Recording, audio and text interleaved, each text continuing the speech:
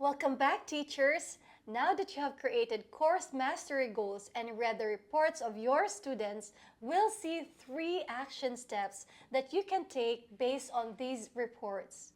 First, creating learning groups of students. Second, identifying the topics that need clarification or revision. And third, acknowledging efforts made by students. As you saw in the last video, one glance at the report will tell you how many of your students are finding a particular unit difficult and how many are attempting and gaining proficiency. Take the example of this class. Check how the students are doing in the second unit of the course. You can see that for those 6 students, 2 are in the 40 to 60% bracket, whereas 4 students are in the 0 to 20% bracket. How do you handle such diversity in learning? To help students learn effectively, you can create homogeneous or heterogeneous groups.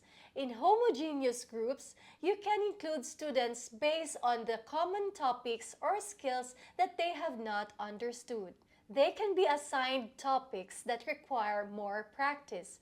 Those in the 0 to 20% bracket can be a part of one group. For example, students who are at the familiar level can be put in one group.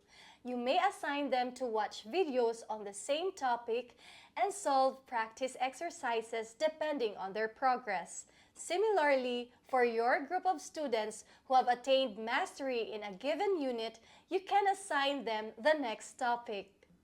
In heterogeneous groups, you could make groups that include a few proficient students and others who are struggling with a specific skill or unit.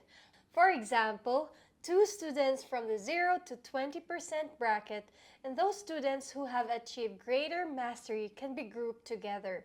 In this group, students can work together and the proficient students can help their peers complete the tasks. At times, you may find that students aren't making progress in any specific skill. You'll need to address this and explain the concept again. For example, those students who are still in the 0 to 20% progress brackets will need to be taught the topic again. You may find that some of these students are struggling because of gaps in prior knowledge. Such students could be assigned fundamental skills or previous topics to bridge the gap. At times, you may observe that almost 80% of your class is struggling with a particular skill. In such a scenario, you need to reteach the concept to the whole class again. You can also do a deep dive to understand the specific exercises that students may be struggling with in a particular unit or skill by checking the Scores tab under the Assignment tab. For example, a student scored 25% in one exercise. If you click on the score, you'll find that he has made various attempts but could not get the correct answer. So you know that he needs clarification and reteaching of the concept. It means a lot for your students when you acknowledge their efforts. It motivates them to try harder and practice more. We recommend that once in a week, you review the activity overview section of the teacher tools and appreciate the efforts of your students. Let's see how you can do that. On the teacher's dashboard, go to your class and check the activity overview in the teacher's tools.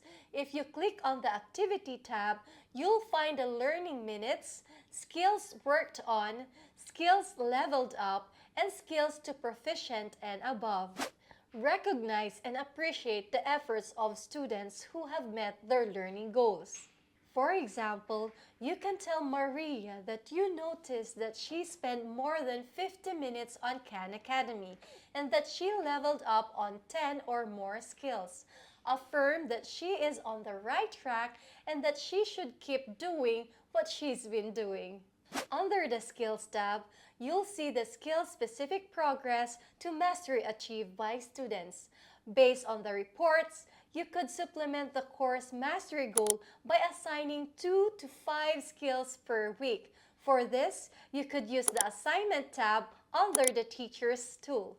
This will make the larger goal easy to achieve, and the progress will be clearly visible. Your students will then stay motivated. For example, in your grade 4 class, Elena scored 71 in the exercise multiplying two-digit numbers. You can assign her the video related to this topic and ask her to do the exercise again. To help you show appreciation for the efforts of your students, Khan Academy has editable certificates that you can use and give to students. The link for the certificates is given in the article at the end of the Khan for Educators Advanced course.